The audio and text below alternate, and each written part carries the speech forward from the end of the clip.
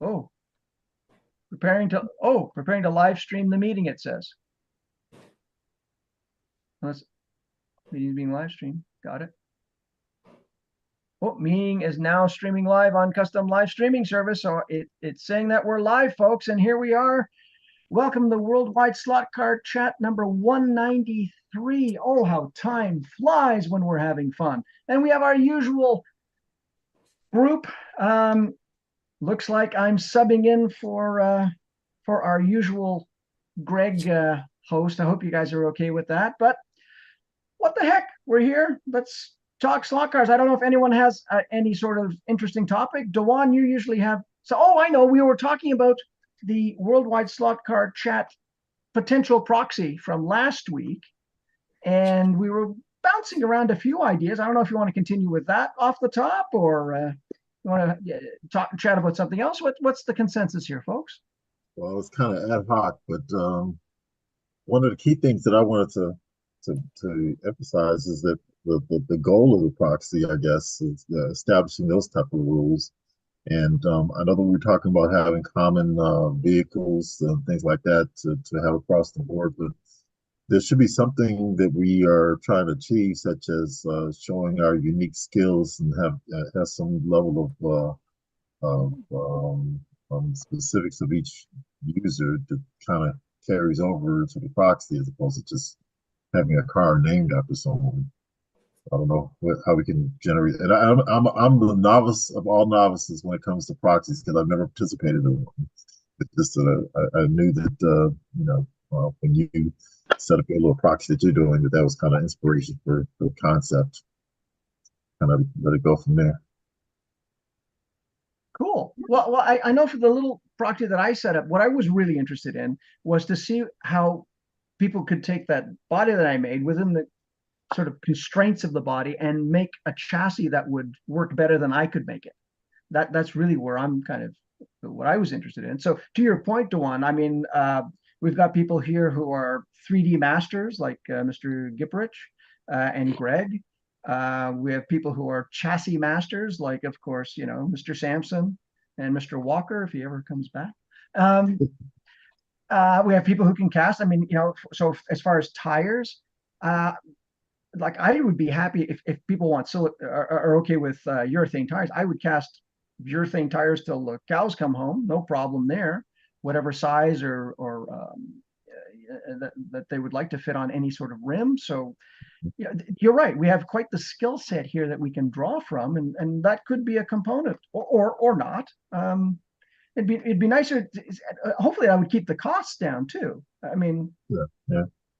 Well, again, showcasing each individual's skills, they could submit something that kind of is their own, and then having it go on a tour around the different tracks that we have as part of the other areas that participate in hosting. And that's kind of the concept that I was leaning on. I think it's important that piece that Joanne just said, have something that's their own.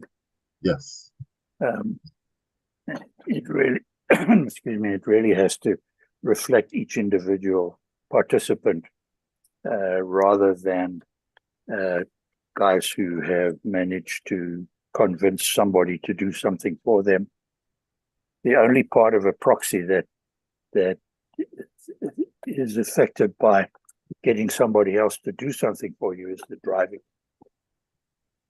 The rest is really supposed to be you yourself, measuring yourself against all the other people that are entering, with the driving taken out of the equation. Yeah. Just handing everyone's vehicle over to the same, so it should be under the same circumstances, just seeing how your vehicle stands up against the others with the same drivers driving. Yeah. So with that being said, I know we were kind of going down trying to pick out a specific car, a specific chassis, a specific breed.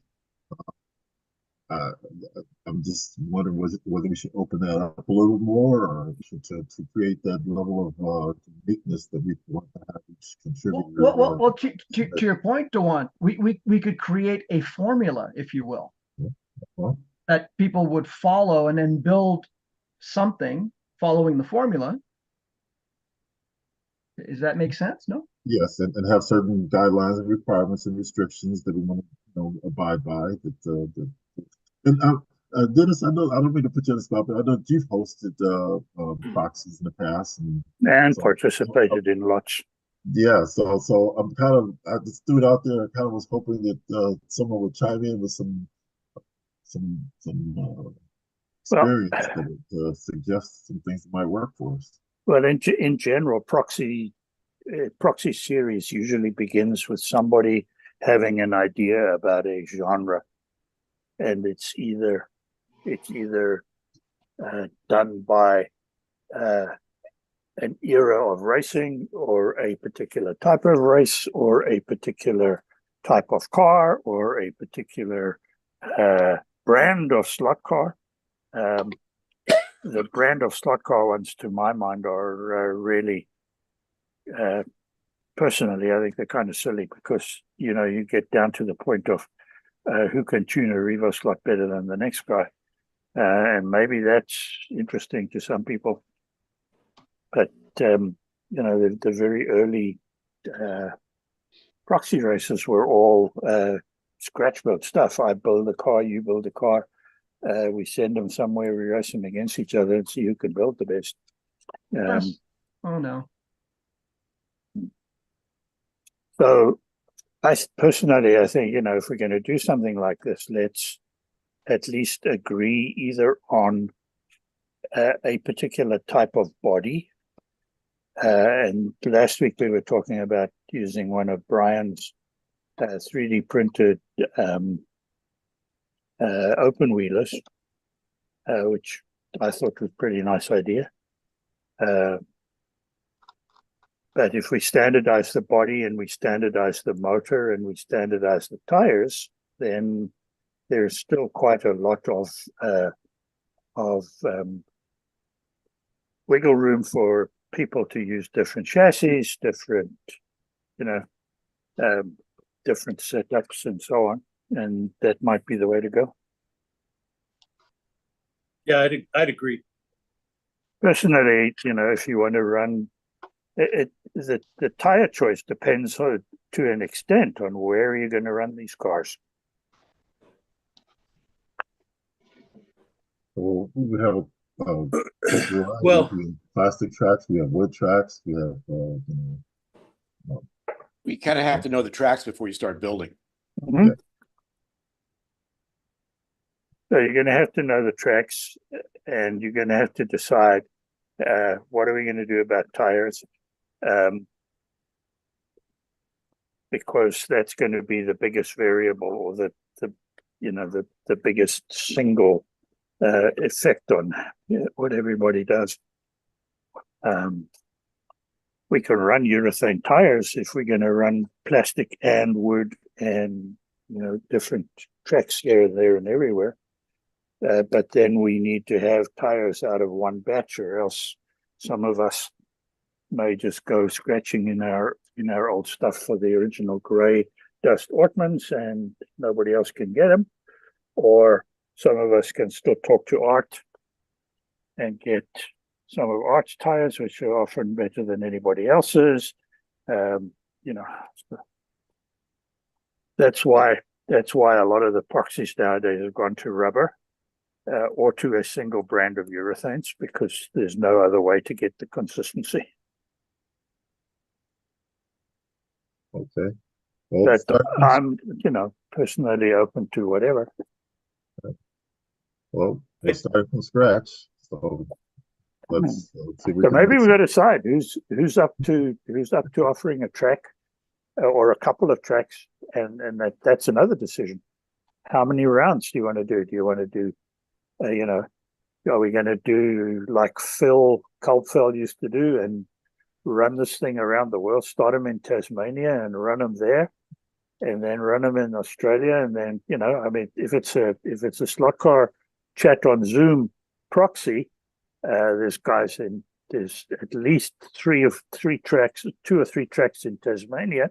There's Gaza, there's other guys in Australia, there's guys in Sweden, there's guys in Europe, there's in Holland, there's guys in the UK, there's guys all over America, there's tracks in Canada. Now what?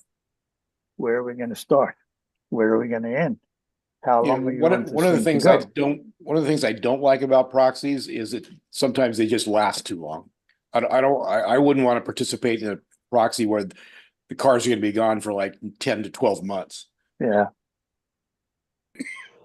Well, I think that we should probably have at least one race every 2 weeks, 2 to 3 weeks at the minimum. Yeah, well, one race every 2 to 3 weeks is fine if the cars are being moved around the US. I mean, if you're trying to move cars between here and Canada, 2 to 3 weeks is generally not enough, right, John? Just the Canada, Without saying anything derogatory about Canada Mail, of course. Yeah, Oh, we're no, gonna do two they're out here. terrible. We're gonna do two out here in the next couple months of the same proxy, but the tracks are within 100 miles of each other, so we can knock out 2 races in 2 weeks. Yeah. Then we got to ship them somewhere else. Well, I could offer 2 tracks. I've got 2 different tracks. Both of them are plastic, but still. Yeah, and I would love to host one. So yeah, there's 3. We've got 4 in this area. Not saying we do all 4, but we've got 4 possibilities. All right, and my track is available for a proxy at any point, and I could probably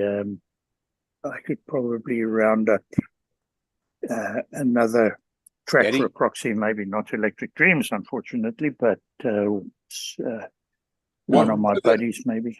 One of the proxies that we're going to be participating in is running into a problem with they wanted to have a track in the proxy that has magnetic braid, but some of their cars have ultra strong magnets and others don't in the motors. Yeah. And so they've decided to opt out of tracks with magnetic braid. Well, that's going That's to a good affect the plastic track. Well, as long as you know going in and that type of motor that has what are they? Are they cobalt or something in some of those motors? Neodymiums. Neo magnets. Yeah. As long as you know that going in, and those motors are not allowed. Yeah, that makes sense. Quite honestly, I think probably for proxies you want to stick with somewhat lower powered cars anyway. Because we're probably looking more at home tracks than we are at commercial style track here. Yeah, and you know what? I don't know. It's up to you guys. I mean, well, no. To your point, though, we have more fun on our track with lower powered cars than we do with really quick ones. 18K motors work great on the home tracks for a lot of classes. You could spec an 18K Piranha motor for whatever we do. Predator or whatever. Piranha doesn't make an 18K, do they? I meant Predator. Predator. Yeah. We had, it wasn't a proxy, but we had a race last year with 12.5 Predators, and they were really slow, but they were also really fun. Yeah, because they're all equally slow. Yes. Well, I was going to say, Jim, you bring up an interesting point. I think somebody did a proxy with toothbrush motors one year. Like it would be fun to make a really cool car out of a really pedestrian motor. There's a nice word, pedestrian. Yes. Ambulatory. There you go. Absolutely. Yeah. I'd have for my 37-foot test track up, because I don't know when I'm going to have the deadline of my 93-footer somewhere down the road.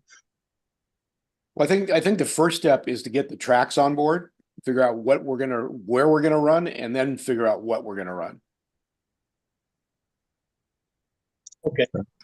Fair enough. Well, Yeah, so to your point, Jim, if we know the tracks, then we can build a schedule then, right? Yeah, and the tracks will dictate in some way what we run. You know, when we get the tracks involved, then we probably know we don't want to run this because it won't work on some of the tracks. So it may limit what we decide, but that's great. I think that's the way to do it, is do it that way. Okay, so Okay, let's and start with the other thing we should do too is, I mean, it's lovely having conversations and something, but the buck's got to stop somewhere with someone. So we should And he's talking, designate. right, John? Sorry, what? Who came in? I thought it was his idea Yeah, all well, I along. know what, but we should have a dictator. Emphasis on the first part of that word. Yeah, Here's yeah. Dwan's idea, right? Here's the thing. Oh, Instead we of go. making this a multi-track proxy, for the first one, why don't we make it a single event? Yeah, we can do that too. Settle on someone who's, we can decide who's got the track we want to run and just make it a single event, like the NSR Nationals. This is the WS, Worldwide Slot Car Chat Nationals via proxy. And I'm not saying we do them all this way, but maybe the first one, this might be a better way to do it. Make it a single event instead of a proxy event, a multiple track proxy event. I kind of like that idea, Who has except I would multiple amend it. tracks, you could do it that way, like Jim says he's got a couple tracks he might be able to do it at. So it goes to one venue for one race or one venue over a couple tracks, and then that's the end of it. And then we can take it from there and see how it goes. Setting up this huge, multi-track, multi-international thing might be a little bit difficult for. I like that idea, Brian, and I would volunteer if, we've got there's multiple tracks in Iowa, there's multiple tracks in Northern California. So it could be 2 or 3 races at different tracks, but in one area. So you'd only have to ship the cars once. If for instance, we did it here, we could do it with 3 tracks within 3 weeks and never have to ship the cars other than in and out. And I know they could do that in Iowa too. So there's probably other places, but I think that's a pretty good idea to start. Maybe multiple venues in the same local area. And then the next one we send them to somebody else. That way everybody gets a turn to, to try to run the cars. We do a second one, maybe we do a different car, maybe we spec a different motor. Or this time it goes to Australia and they get to run them for us. What we could do is just as like I say, totally an example. If we get 10 cars and you send them to me, we run 3 races in Northern California in 3 weeks and we're done. And then the second would be the same cars, but people could come in, they send them back, you can redo them if you want, but now take those 10, add 2 or 3 people, hopefully, that want to jump on board and then send them to Iowa and do the same thing, do 2 or 3 races in one location. I think that's a pretty good idea. Yeah, I think that's good. Southern California, we do the same thing. There's tracks down there, so they're all over. Yeah, we can find proxy tracks down here quite easily. Okay. I think that's a good And way to maybe- start. Maybe we make it one of those things. I don't know. I forget when we did this, but the loser has the option of buying the winner's car, and the winner can't say no. If you win, your car's for sale. They called it $1,000 to claiming. win. They called it claiming. Yeah. Something along those lines, just kind of make it fun. As long as he doesn't get to enter that car the next time, right? Well, Actually, he can, and maybe have to buy it back. yeah. It doesn't say you had to sell it to him in one piece. Take it apart and ship it to him, then see what happens. Well, that sounds like the 24 hours of lemons where they actually take one car off the grid and crush it. I just think trying to make this first one a big Make it simple. international multi-track, multi-month thing might be more than we want to bite off for the first one. It's just a thought. I mean, I totally agree with you. Walk before you run. I agree. Yep, that's a great idea, Brian. Great idea. Okay. Well, I think we can start with some Thinking, Brian. that as the basis. Yeah. So, Brian, how open are you to using one of your designs then? well, to be honest, you know, that the way you were talking, I jumped in a couple minutes late about if we use one car, one chassis, it's a matter of who can tune it best. And there seemed to be, maybe they didn't want to go that route. The open wheel F1 or little GP car I did, that chassis is tiny. I mean, there's not really much you can do with that at all. And to be honest with you guys, I was totally flattered that you guys even suggested such a thing. I was kind of flabbergasted. And somewhat inspired.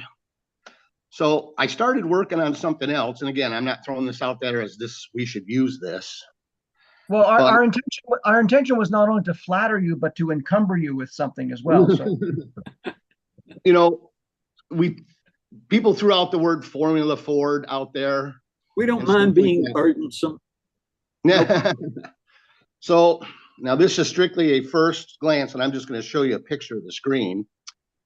I decided to create a Formula W oh, for Formula Worldwide Stock Car Chatter. Formula see, WFC. there we It's go. loading up. And it's rough stages. I worked on it a little bit last night. And let's see, it's coming up here. I have to turn this around. I'm just going to show you a picture of my computer screen, not my other one. May I spotlight you, sir? Sure. Good.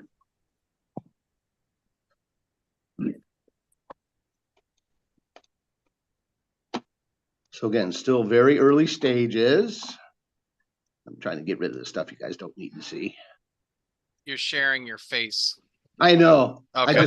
I'd make all yours day. I just saw the ratings going down, so I wanted to let you know. Okay, I'll fix it right now. I keep hitting the switch camera and it doesn't seem to want to do it.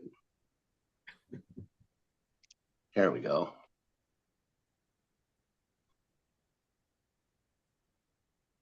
Cool. Now, this is a lot bigger. This is 100mm wheelbase. And it's actually wide enough right now. I've got that monogram Sebring chassis I designed underneath it. So this would allow a lot more options as far as motors and everything else. Now, again, there's no details. I don't have a driver detail in here. I don't have any mirrors or things like that on this. You know, a wing would fit on this. Again, I'm not suggesting this be it.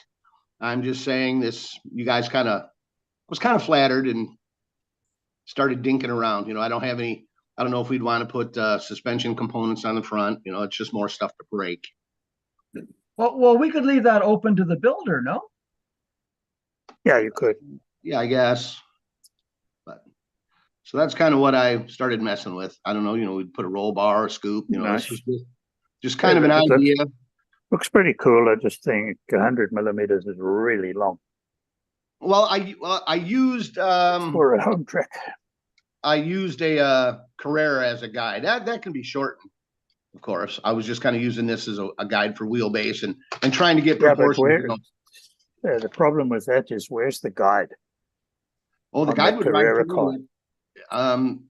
The chassis right now, there is probably enough room. The guide would be in front of the front wheels here. Yeah, but then now you're starting to look at 115mm or so between the guide pivot and the rear axle. And that becomes a really long car, particularly for a home track. Okay. Well, I mean, I'd like to see the guide lead about 95. it can be shortened, you know. Yeah. Now Well, watch. that's what I'm thinking too. Well, wait a minute, folks. Well, hold on, Brian, maybe you come up with that design, and it's up to the chassis builder to perhaps put the guide where they think it's best, no?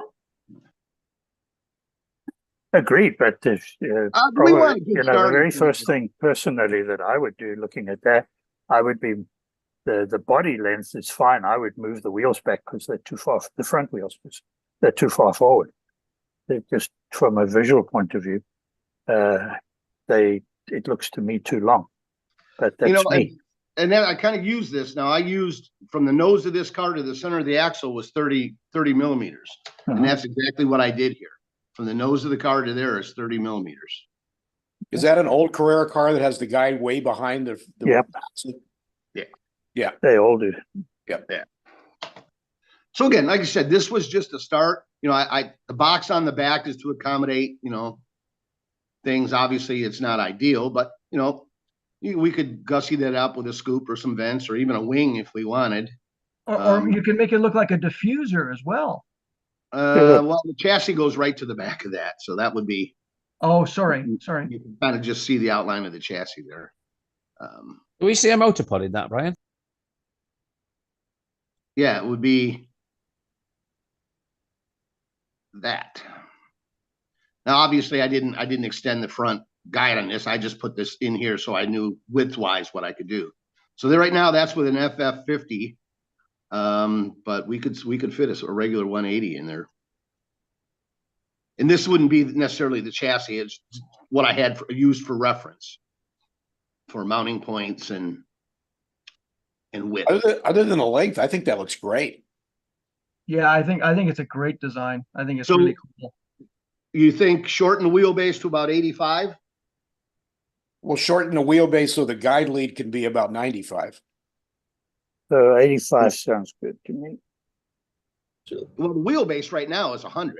Wheelbase is somewhat irrelevant. We want to get the guide lead around 95 and then put the wheels wherever they are. I think that's what Dennis is trying to say too, more or less.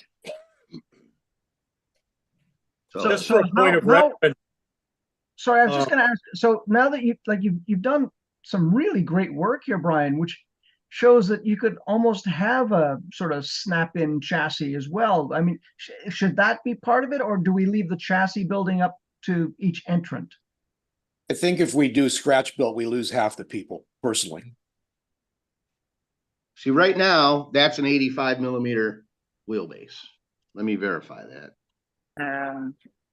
I don't want to have to do anything in regard to installing a guide or choosing the chassis and constructing it. I would like to be able to just put this thing together and choose its wheel diameters and things like that and go. Yeah, me too. Me, quite frankly.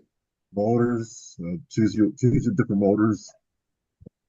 So then what we're really looking at is perhaps, and maybe this is a bad analogy, but like it's sort of like a white kit that people would then build, something like that. Is that what you guys are thinking of?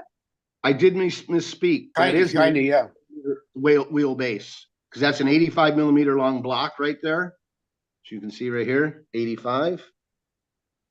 And there it is to the center of the axles. Quick down and dirty measurement. So that is an 85 millimeter wheelbase. Not 100. Okay. That would put the guide at about 95 Yeah, roughly. that's fine. Perfect. If that's the case, then that's good. Here's Overall, a crazy. 138. I love it personally. Here's a Yeah. crazy idea. Looks What cool. if, because these are all going to look alike, which is not a big deal, No. but what if every entrant got together with you and made a couple little distinctive changes to the body that he's going to get? Like, I want a scoop in the nose of mine, or I want the tail, that don't make any huge difference in performance, but they're going to look different. Yeah, No, that would be side pods. I don't want the side pods. It's someone. Well, the side pods. You don't want the side pods. That could No, cause. I'm not saying that. Just using that as an example. So, Right. so you could create your own body so they would be distinctive at the track. Gotcha. Well, you can do that by painting and decorating, though. Yeah. I also try to keep this where it would be something, because 3D prints, you got to, there's sanding involved, and so I try to keep it simple. Something that would be simple to sand. There's not a lot of real tight nooks and crannies where you have to struggle to. I guess for an example, let's say you had options. Like one option would be a blunt nose instead of a round nosed. One would be the tail would be a little bit longer and one of the side pods might look a little different. So you could pick from column A, column B, and have a distinctive looking car. that's a good idea. Just a Yeah. thought. That's something that's probably doable. Or what I do is maybe make up several options, make up 2 or 3 different side pods, Yeah, there you go.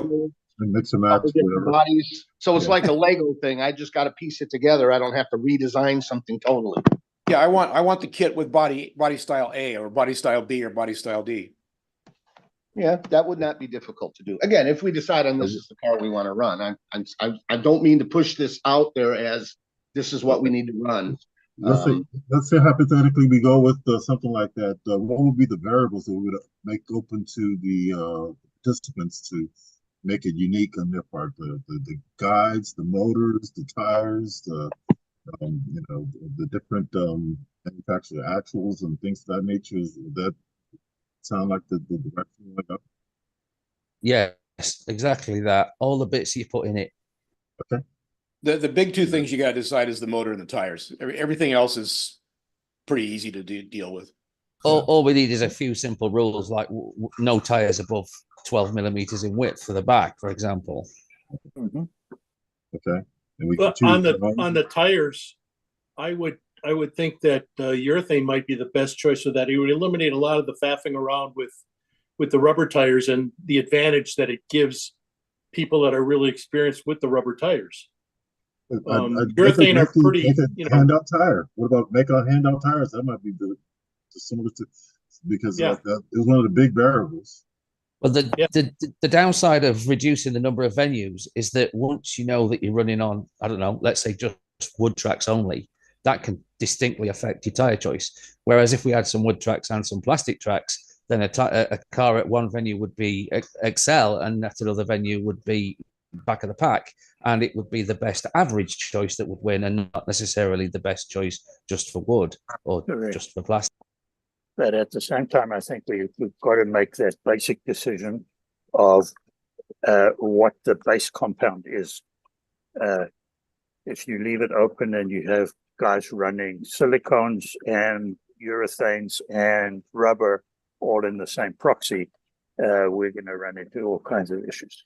Completely agree. So what about running a slotted tire that has markings on the sidewall so it's easy to tech? And pick a specific slotted tire, whether it's N22 or G25. They don't anymore have that preparation of rubber. They don't have that anymore. The problem is the slotted tires nowadays. They give you the size, but they don't give you the compound. The G25s don't say G25 on the side. What about the racer? I think the racer tires do. They have a distinctive sideways tires have a distinctive marking on them. Why is there any need for a control tire? Because if you mandate control tires, you get all these cars that work very similarly, and if you don't, then you can get that's where you get the variety from.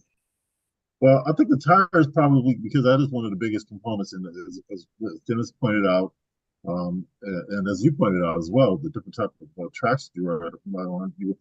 You want to have everything kind of on the same playing field with that, but we can still have a lot of uniqueness with the gearing, the motors picked out, and have a whole range of motors, so put a max on it, but and all that kind of stuff to try to, after you see what the selection of the tracks that we're going to be working against, try to come up with the best combination you think is going to be overall for the small number of tracks.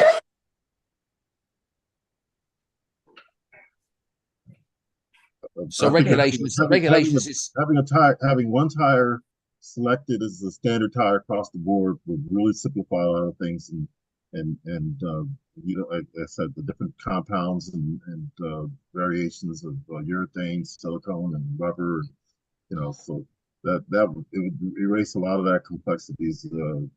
Well, we could run the even though I hate it because of the aesthetics, we could run the NSR red tires.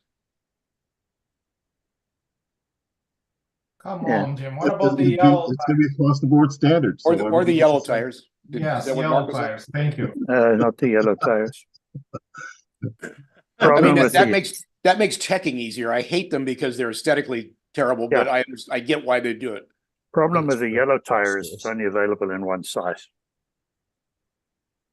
About Paul Gage, something from Paul Gage. They're going to be urethane, and you've got a little bit of size range that they offer, I think. The other thing, if you got Paul Gage to do it, you could probably get him to make a specific tire with a specific color. That's valid for super tires too. They also can sponsor you guys if you want it for that. We're gonna have yellow tires in other sizes too. Especially if coming from a slotted, the F22 is coming in yellow. Well, I think that narrowing down to the specific manufacturer and size and all that we can work out. But just saying that we'll standardize on a tire and then moving on to the next phase would be an accomplishment. And then Yeah, I'd like to see a standard motor too, personally. standard motor. Absolutely got to have a standard motor. Okay. Yeah, and I would vote for the Predator. Okay. Well, again, specifics. Ooh, which one? Standardize, and we can get to the 18. specifics. Well, what do they make in the 050? Because we're considering that car.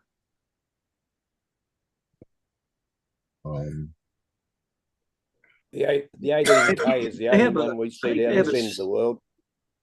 They have a relatively mild slim can, what they call a slim can, and then they have the long can, which are, they have several more powerful versions in the long can. Well, the long cam won't fit though. So if we standardize on the motor, standardize on the tires, then the variables that we're going to be working with to the participants will be gearing. What other things are we going to? Well, guide length perhaps, because we'll be building a chassis, or are we having I a think- standard chassis as well? I think he was going to have the chassis. Brian was going to do the chassis with the car. You could just have unique outside characteristics. Pretty soon we'll be at braid choice, wire choice, and that's about it. Well, okay. So what do we think is going to be challenging and for us to make the uniqueness of our entries? Would it be the gear ratios, Well, the one you're assuming my cars, if we use it, run well to begin with. True enough. I'm sure it will, Brian. It'll be fine. Well, how soon can you get a prototype built and sent out to somebody or some people? Oh no, we can't have him sending out to some people. I will be the some people, and I'll post a video. How's that? Okay. That works. That's far more amicable. Yeah. Well, and going back to my proposal or just my idea, if in fact we do 3 venues in Northern California as the first go around, I don't think I should run. No, you should be the driver. Well, I'd be you one of should- them, yeah, but I don't think I should enter that because I have a huge advantage testing on those tracks. But I still think you should be able to enter, but I don't think you should be able to drive. Oh. Yeah, but he does have a tuning advantage. Let me put it this way: if we did run 3 tracks in Northern California, I would not enter. That's your choice. But That'd be too bad. I'd let's be see. interested to see how your car does. Yeah. Well, I could build a car and exactly. enter it, and maybe not classify it in results or something. But yeah, I don't think Yeah. it's fair for me to do that, quite frankly. But we would still like to see what you would get done and how. Oh yeah, I'd still like Yeah, to beat okay, your yeah, butt with something. That's true. My car could be the control car, and Yeah, are the other cars fast or slower, or am I in the middle, Yeah. or where am I? So Jim's car is going to be the pace car, guys. got it. There you go. There you go. Okay, Brian. So is that feasible to sort of have you tinker with that design a wee bit? Sure. Okay. And then as far as the pod that you've put in there, you said it was for FF 050 motor. Is that the size you Yeah. put in there? Yes, but I believe we could put a regular motor in there as well. A long can, I don't know. I'd have to look. I Too think much power. My experience of long can motors generally is that they're not great for proxies on home tracks. But Too much power. Yeah. Yeah, they're too much bottom end. So especially on a light car. So it's either the Predator, what do they call it? The FF 050 slim can, 18,000 RPM. Remembering, of course, that it only has a 1.5 millimeter shaft. So you have to use that kind of pinion. PRD 050-18 is the number off of Slot Car Corner website. Yeah, one of the Hey, problems is as far as using an open wheel car is that you're limiting it to an inline position. That's absolutely fine, Mike. Yeah, that's But okay. Okay, just throwing that out there. Yeah, just a lot of Group C cars run great on our tracks. Yeah, I agree. Okay, so we've actually come to some sort of decision. So we're looking at Brian's design as a base car, for lack of a better description. Yeah. Yep. Okay, good, good. And then we'll take it from there, Brian. See what you can come up with, and then in the meantime, we'll think about tires. And that motor looked really good. It was only like $8. That's not unreasonable. Yeah, it's pretty cheap. Yeah. And I actually have one of those on hand, the 18K Predator FF50. So I Perfect. can test with that motor. So Cool. Hey, All right, look at well, this. let's get it going from there. Hey, we've pushed the bean down the ruler with the bridge of our nose. That's pretty cool, guys. That is not easy to Can't do. visualize that. We kicked that can a long way down the road today. Awesome. Well, I guess we can move on to show and tell. If anybody has anything that they would like to show and speak about, it would be great to see. Anybody got their virtual hand or real hand up? Anybody? Just Maybe. un momento, por favor. Oh, we have Marco. Marco, Marco. please. Okay. Oh, I saw the physical hand before the digital hand. So, Marco, you're more than welcome to go first, sir. So I just got out of a long meeting with Andrea from NSR. I don't have pictures here. They're gonna release the new pictures on Saturday, but they show us the new catalog, and it's pretty cool. They're releasing the new C8 Corvette, and in the catalog there's a lot of comparisons with the other cars. So far on their minds, the McLaren was the fastest GT car that they have in stock, and now the Corvette's going to be wider and shorter. So they believe that's going to be the weapon of choice on the GT3 cars. They are trying to do the WRE race that might be in May, might be in November, and might be a GT class car race. And then I told him, like, if you're just releasing a new car that you know that is going to be faster than everybody else, is going to be a Corvette race. So I don't think it's a good idea to make a GT class if everybody's going to race the Corvette. But other than that, they're going to have a couple of new Formula Ones. They're going to do 2 teams on the modern Formula One. I think it's going to be the Sauber, which it was called something that I don't remember. Alfa Romeo. Alfa Romeo, yeah, the last year, and they're gonna do the Alpine. It was kind of an argument because in 1 week you're gonna have the new liveries, and I don't know why they're not exploring the new liveries in last year's liveries, but anyway. They're gonna have a couple of classic Formula Ones, Benetton, and I believe another McLaren, without the Marlboro rating on it. What else I can remember? There is only one 908 coming out this year, and only one 917-10 coming out this year. The new Corvettes, they're gonna come in March on those test livers with colors, and then later in the year they're gonna have the classic Le Mans yellow and black car, and plus fantasy livery. There's a black JPS Fiat Abarth coming, and that's all from the top of my head. I don't have any image here. But anyway, it was a nice release. They have a couple of new parts. They invested in a new machine to make crown gears. Now the inline crown gears, they're gonna come in three pieces, and the plastic is super soft, and he says it's a big improvement. Should be the best gear in the industry. He's very proud about the new brushless motor that I know that doesn't belong to this group, but I found out a bunch of new things about that brushless motor that he never communicate. Apparently, it's handmade in Italy, 1 by 1, and takes 7 hours to assemble a single motor. And it's legal for the roads, and you can race against the common the normal motors that they used to have, with the benefit that this motor never run out. So he always gonna have the same performance for a long time, and that's why it's listed at $300, but it's literally handmade in Italy.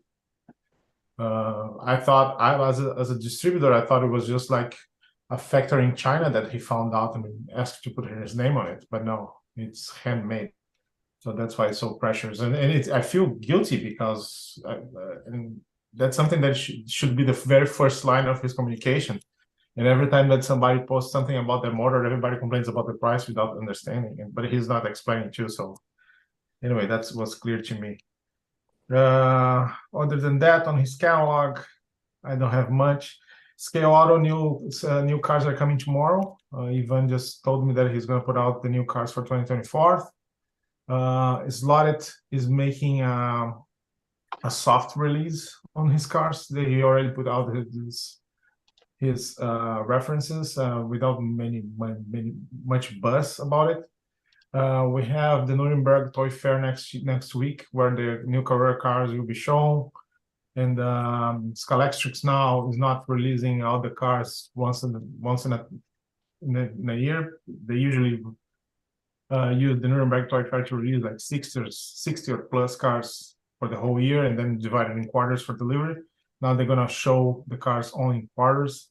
That was something that I was pushing because nowadays we have over 800 cars, new slot cars being released every year. And if you give just a big batch, there's no value to it. It's just one more old news.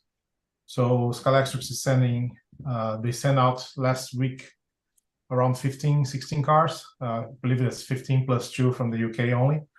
And we're going to be able to see those cars in Nuremberg next week. What else I can give you? Oh, are you going to be in Nuremberg? Yes, I'm leaving on Monday. What else? Michael Nimas is releasing probably the coolest slot car ever made. It's kind of a secret, but it's coming out soon. It's a 1/24 scale carbon fiber chassis. So modern that there's no wiring. It's everything based on, how's it called?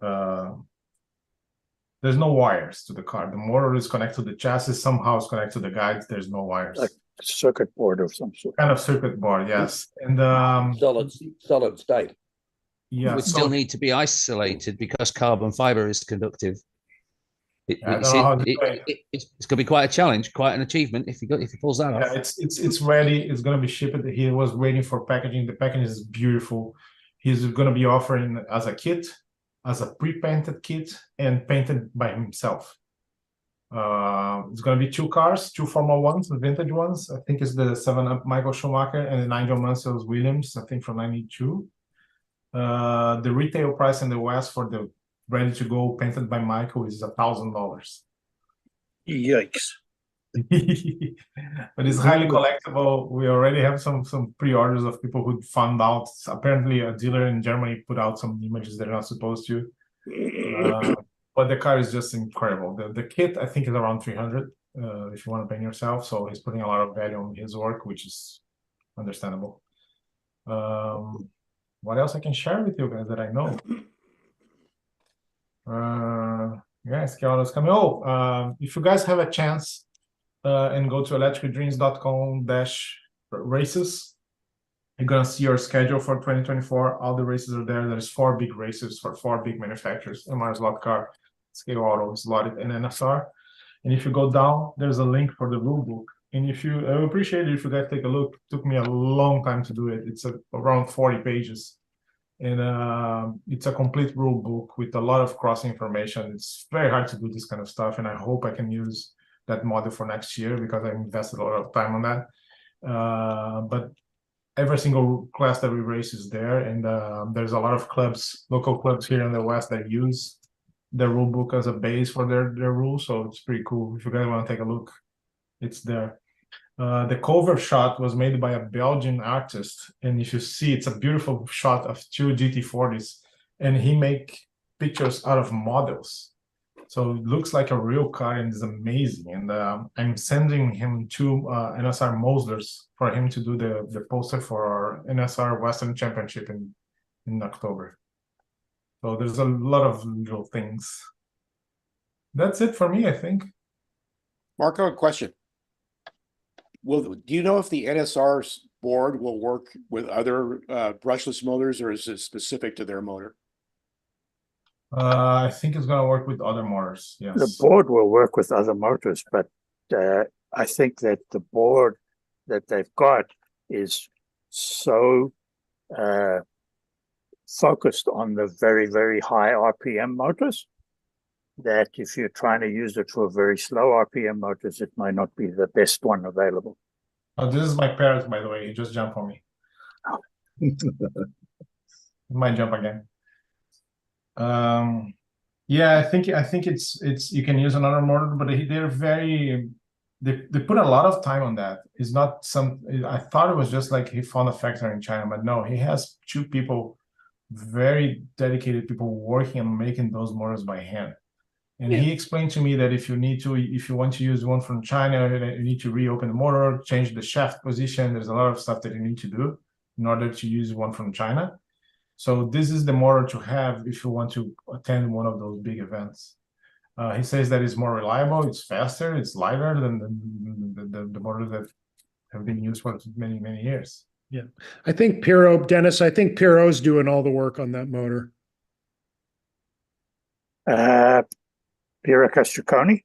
Yeah. I think actually Stefano Mirabelli is the guy who's doing most of it. Might be Okay. both. Might be But- both. I heard 2 people. I think it's going to be a big seller, quite frankly.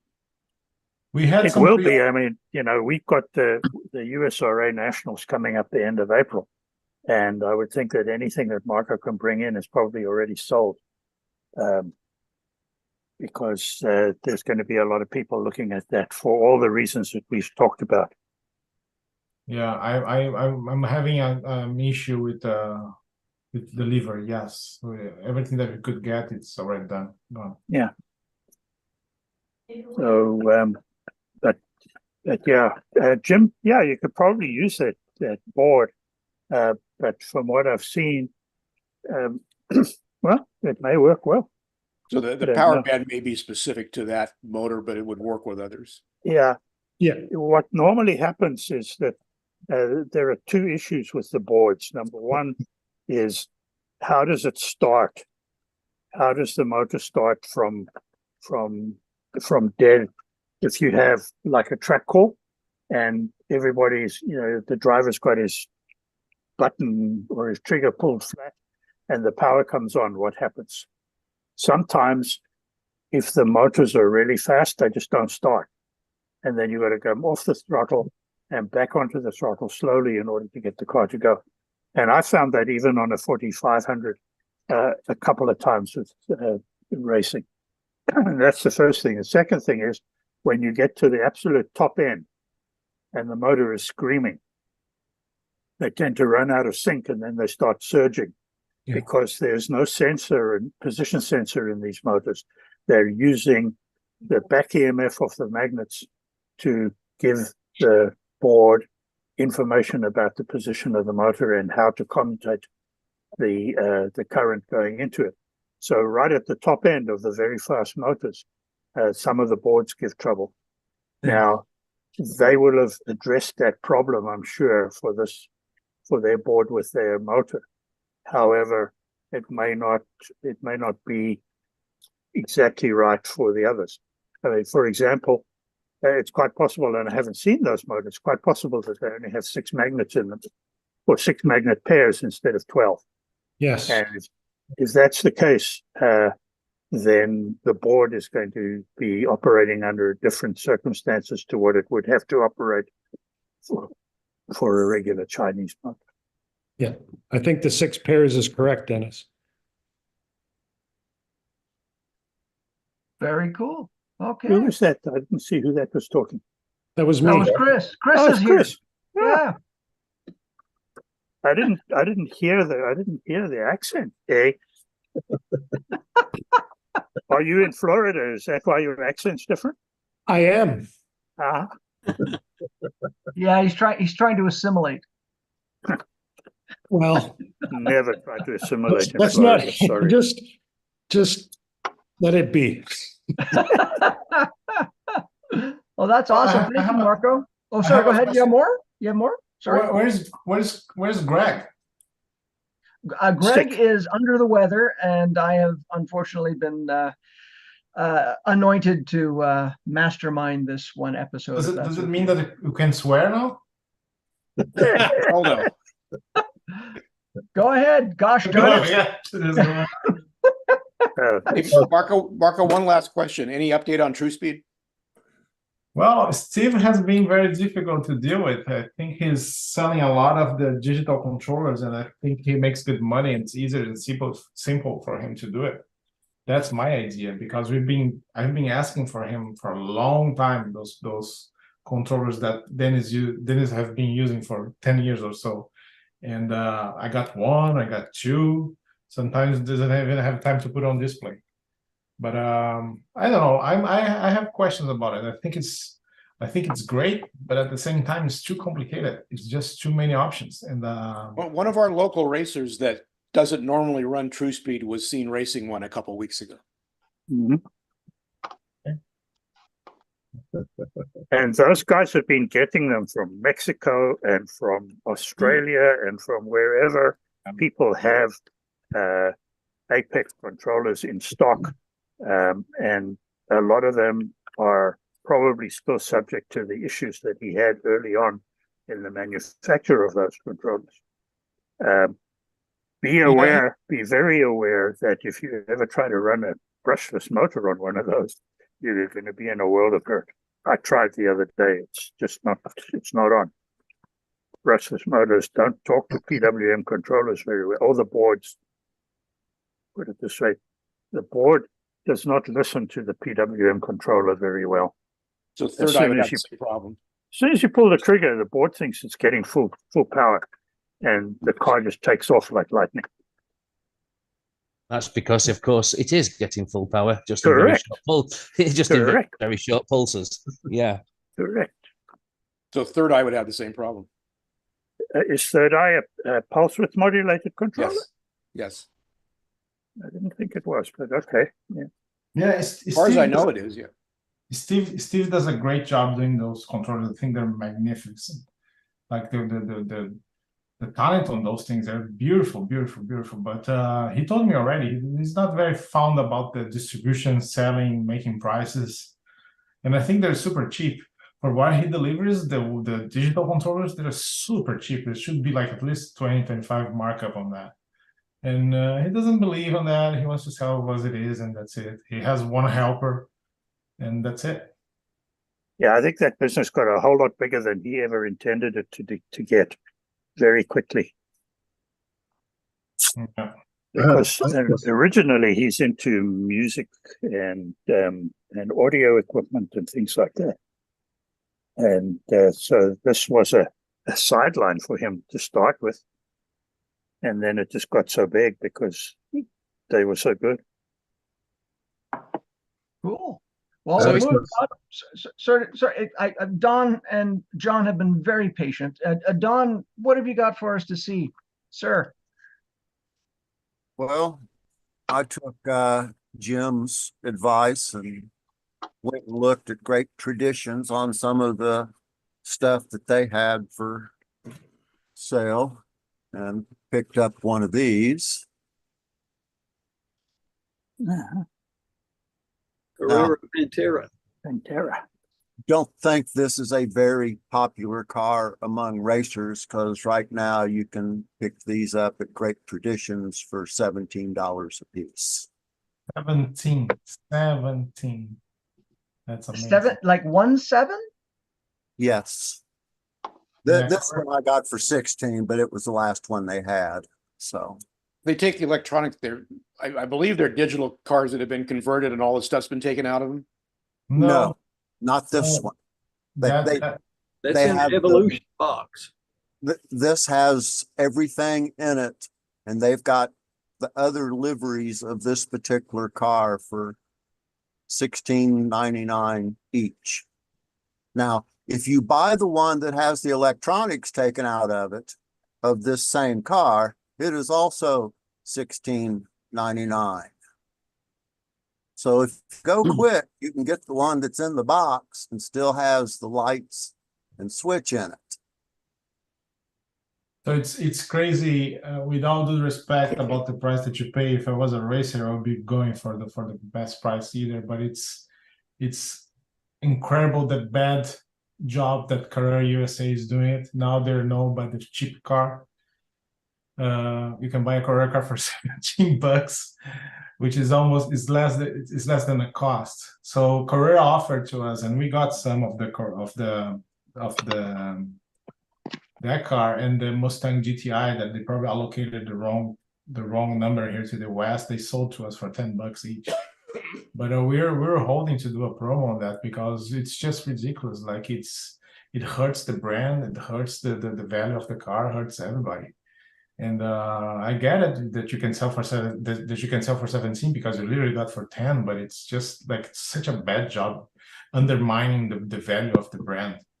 I had a meeting with Carrera this week at the store, and I showed them several Audi R8s, and you can buy an Audi R8 from Carrera for $35, and the other ones in line, the one that is coming from Slotted, the one from Scale Auto, the one from NSR, I think there was one more, Scalextrics.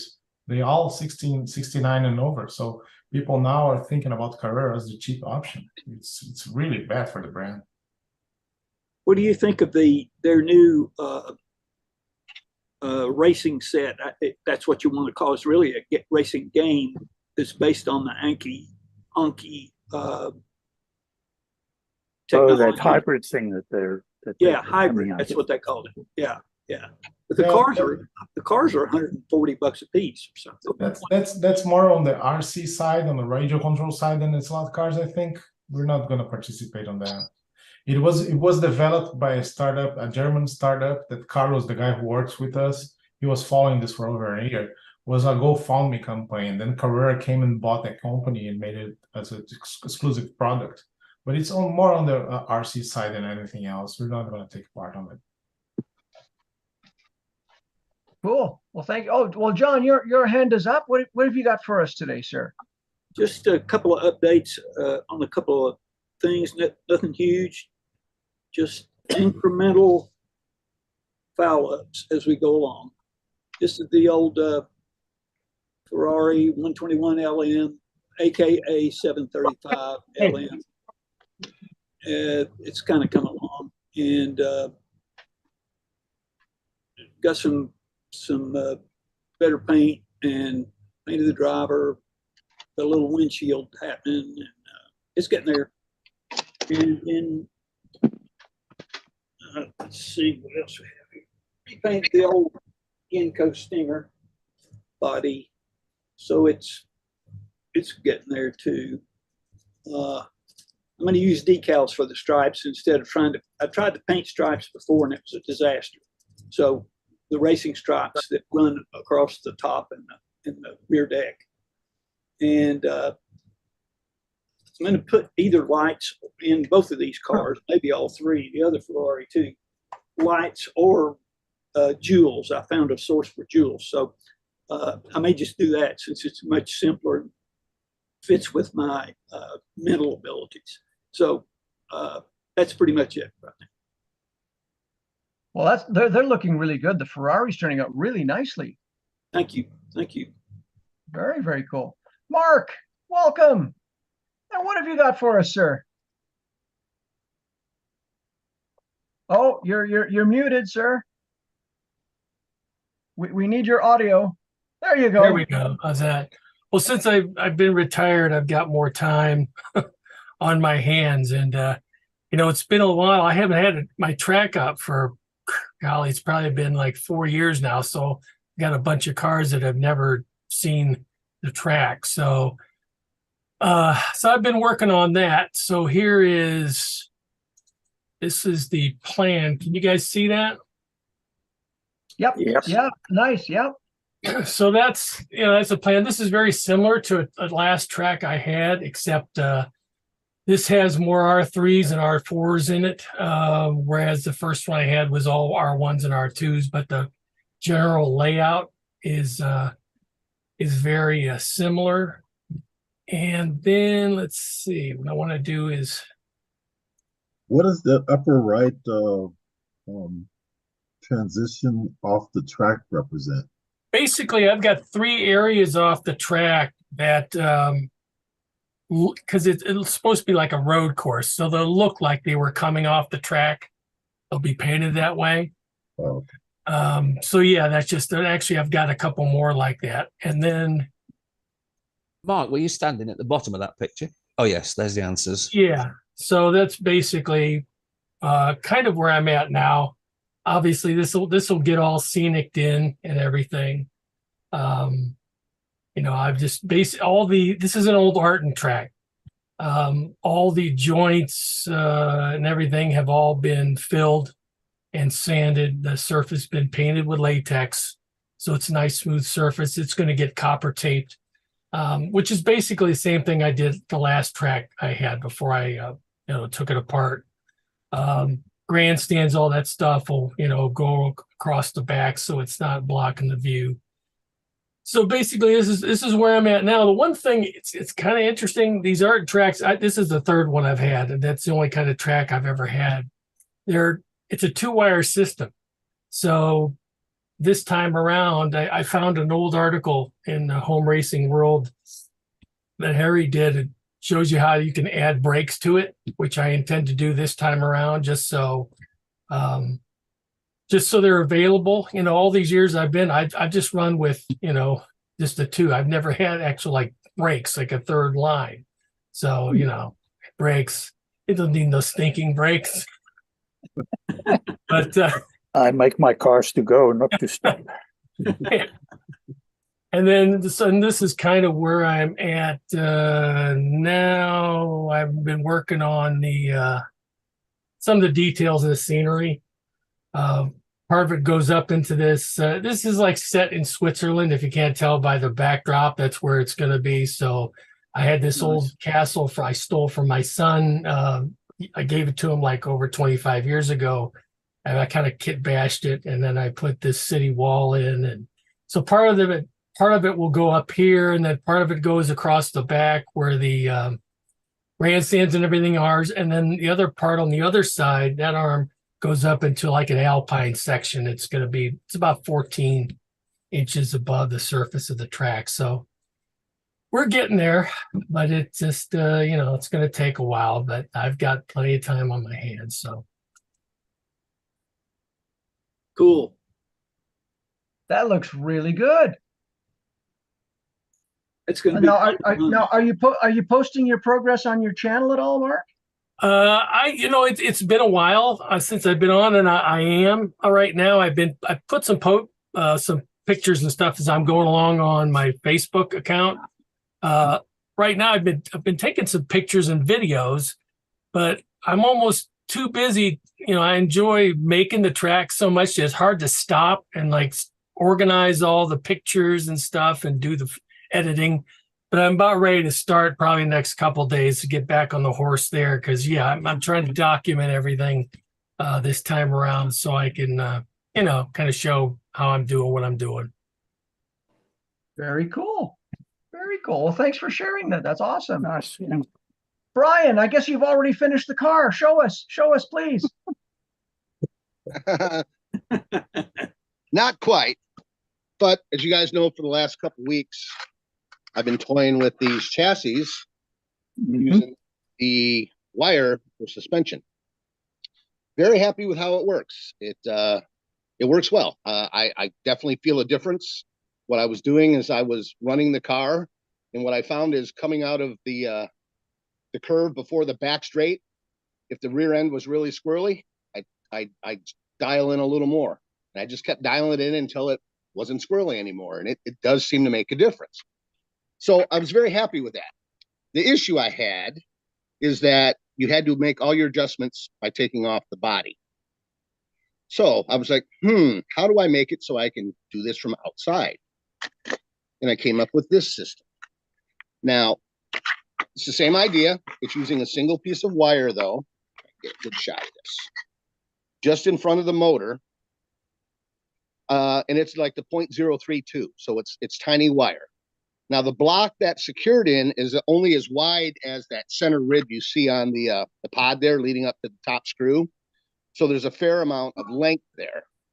And then it is now totally adjustable. John, can you highlight him? Just change your view. He is highlighted. I've got him pinned. No, it's not coming out that way. yeah, it's small. Okay, I'm actually watching it on YouTube, and believe it or not, Mr. Brian is highlighted. Oh, now we've got actually whoever speaks gets highlighted. So That's called speaker view. Yeah, that's speaker view. You should be able as a host. Nobody's been highlighted. Yeah, you should be able to host and highlight. Keep talking, Brian.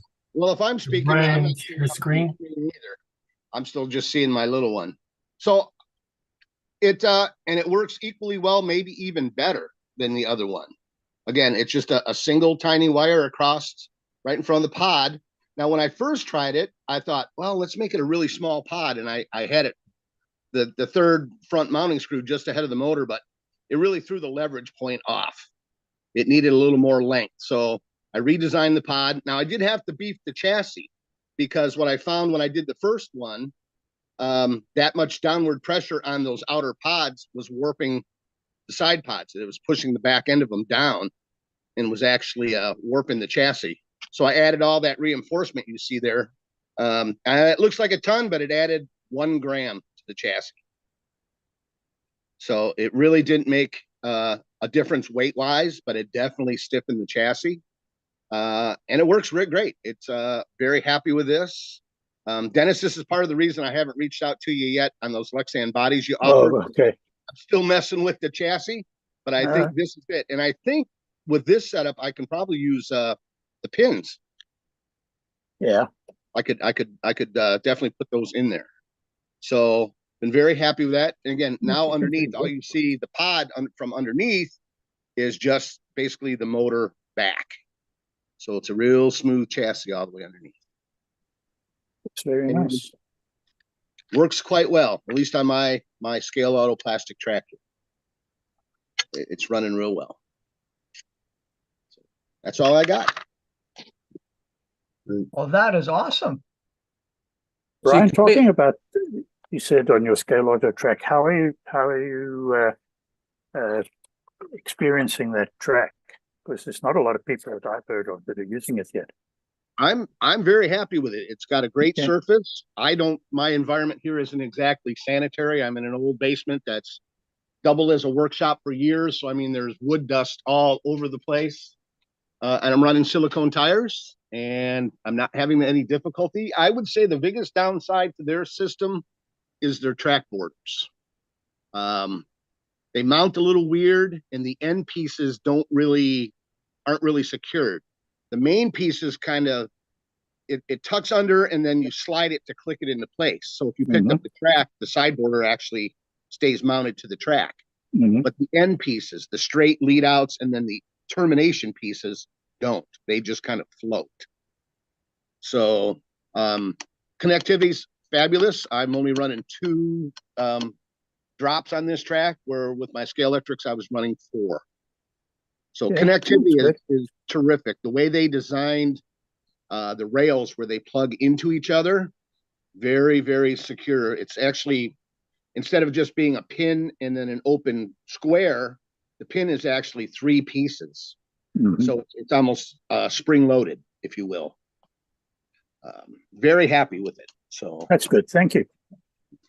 I've had a comment on one of my YouTube videos that I shot at the Slot Car Festival last May that a user of that track style has said that he liked my video, but in his opinion, it was the best track system, bar none. He'd had them all, and he liked the connectivity, particularly. He mentioned the connectivity, didn't mention the weakness with the borders. Very cool. Now they do sell clip systems, but I was under the impression the clips were used more to hold, if you were doing like a 4 or 6 lane track, to hold the track sections together. side by side. Mhm. They may work on the borders too, but I'm not exactly sure how that would work because of the lip. So I don't know. You may be able to. I may be able to put some tape and or something in there. I mean, it would make doing elevations a little challenging, in some cases. But the system itself, the track, very happy with the surface, the connectivity. The steel rails aren't nearly. They're not dead flat. I mean, the way it's manufactured, they're not as clean as I would say the Carrera stuff is. As far as when you look at it, it's not dead perfect, if that makes any sense. It doesn't seem to be causing an issue, but not as good as it could be, I don't think. So are we saying that right now the market leaders are probably this and Polycar? Yeah. Cool. All right. Oh, Marco, you're back. What have you got for us, sir? You're muted, sir. There we go. So Brian, very cool chassis. I like the idea of having tension regulating the suspension of the car. And I want to share something like this car here that I built a couple of years ago to race hard body at Bueno Park. I use a similar, this is a chassis that I built out of brass and piano wire. And it uses the same tension on the side here to regulate the side of the chassis. Of course, I don't have any suspension here, but both sides, they go up and down regulated by this tension here, which I found was very similar to the suspension that you have in your car. Yeah. So does your body then mount to those side pods? Yeah. So that provides your body float? Yeah. There you go. Very neat. Beautiful work. Yeah. So this is the chassis. Let's see if I can find some lights here. Yeah. So Very here nice. you can see those wire connected to the front of the chassis. They go all the way back and they regulate the side movement. Very nice, but I'm not paying you any royalties. No, I found it's very interesting. Like I never, all the suspension systems that are available on the market for the 132nd, I don't think they work very well. And might be a good idea to work with tension instead of springs and magnets and other stuff. Very innovative, very nice. Thank you. Yeah, maybe I might be paying royalties now. I'll send one out to Dennis and he can bring it in and show it to you. After I take my commission. Sure. Okay, now it's a $1,000 car. Let's put a Michael Nima's body on it. Then there you go. And Marco, I meant to ask you when you were on earlier. I know you had at one time for the Slaughter Nationals that special session set aside for the painting. Is that the possibility of coming back? I know it didn't go over the first time around. Was it? I don't know what the circumstances were, but something that I definitely would like to time in. What do you mean? I don't know what you mean by a concourse, like a no, that the Michael Nima's painting workshop. Yes. Oh yeah, that was something that I was trying to do. I don't think I communicated very well. A bunch of people say, "Yeah, I will do that," but nobody noticed that they need to pay for it.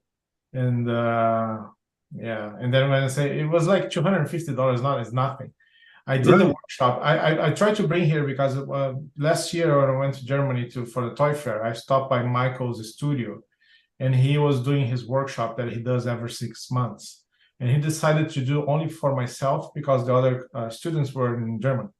So he decided to do one only for me in English, and I stayed a whole day, and it was amazing. The level of things that you can learn from him. And it was very cool. And then I thought, oh, this could be great to have in America. And I believe that I can close a group of 10 people. And at some point, I have 12 guys interested. And then I say, okay, I need to start to collect money. And I didn't know that you have to pay. So, fuck. And then Michael, yeah, because if $300 for 10 people, $3,000, I will give it to Michael to pay his airfare and stuff. And for the first, he would not make any money. Second year, he could have two groups of students, and then he can make some money. He was agreeing with that, but then never work. I will try to do this again. I'm gonna visit him next week, and I'm gonna talk about it. He wants to come here, but it's you need to close the math, and I don't think the guys that we have there. There's no many people interested in building models or even painting slot cars on that level of quality. Like, for God's sakes, like, he races in a club that if you crash one time, they stop the track. And if you crash the second time, you're taken out of the race in fear of you crashing somebody else's car. Yeah. Yeah. $1,000 cars, I can imagine. No, I've driven in some of their races, and it's pretty brutal. Yeah. $1,000 car is the car that he's going to be selling. The cars Right. that he custom made, I believe that the last one he made was 12,000 euros. No. People, you go to the club, you're not if you go to the club, you not know about you or the races, you know about your cars. Oh yeah, the guy with the Ferrari 512S. So you have that. Yeah, car, and you not know- just the 512M. It would be the 512M of Giunti and X that was raced at Kyalami in 1971. That Very came in third. And after the race, which is fun, Michael gets cars for bodywork. Like if they crash or something, they have to recover the car. Yeah. That's unreal. Which brings That's it's a great segue to Club Corner. Anybody got any Club Corner? Oh, Guys, Big I've got to go, so I'll see you all next week. Have a good one. See you, Dennis. Before you go, Dennis, I'll just do a quick medical update on our friend. Oh yeah. Yes, please. Yeah. Yeah. He had bypass surgery yesterday. It was delayed a day, but I've been in contact with one of his sons, and the doctors said everything went as expected. He'll probably spend a day or two in an intensive care unit, and I've got John's email address, so any updates I'll let JK know, and he can pass it on to you guys. May want to know before our next chat. So thank you, Dan. That's Appreciate great. it. okay, then see you later on. Go Phil. Yeah, go Phil. Right on. All right, Yeah. Big Dan, what have you got for us, sir? Okay, I might try before I get into the racing results and things. I might just try a share of something a little different. It's just a short video that one of the guys take. It may the buffering might be too much, but I'll just give it a try. How are you? Seeing it all right there now?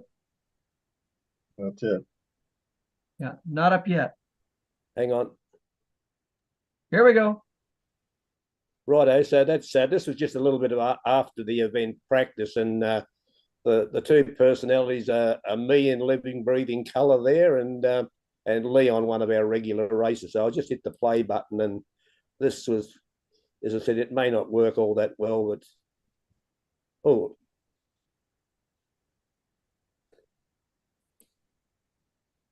I'll just turn. Yeah, okay, so.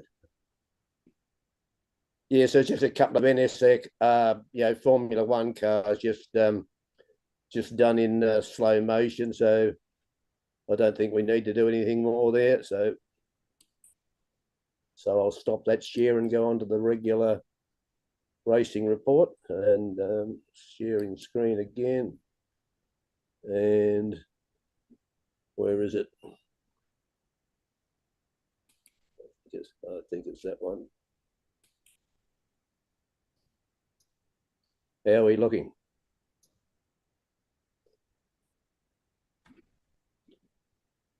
We have your screen, sir.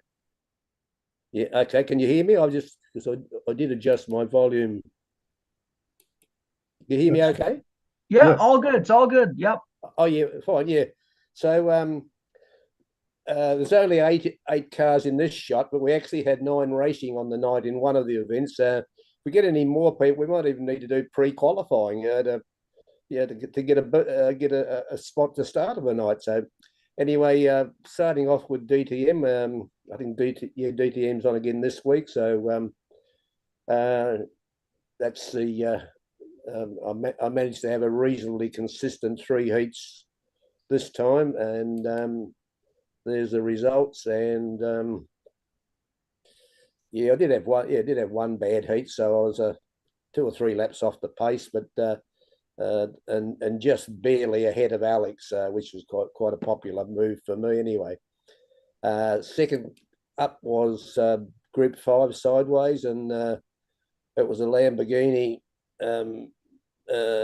benefit here with Leon and Peter taking the first 2 places.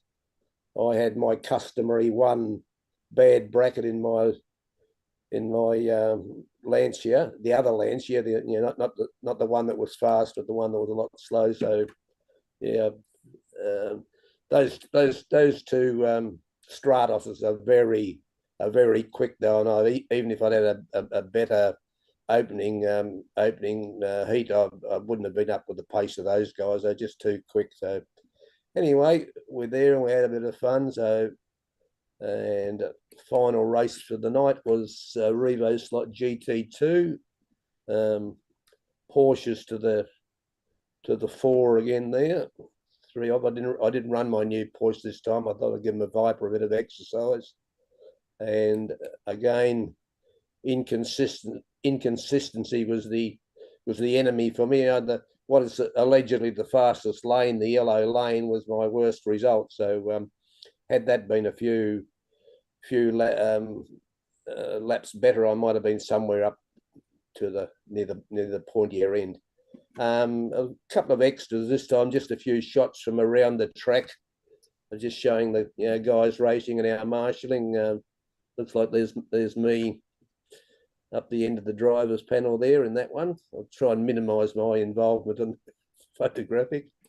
This was Dave's wife, Kristen, was taking these photos. So there's some of the faces. We've got Sean, Alex, Bart, Leon, Dave, partly obscured, his dad, and one of our recent additions, Brian, there, and just a few more shots of the track. There's me, attentively marshalling on the corner there, or trying not to go to sleep, or one of the.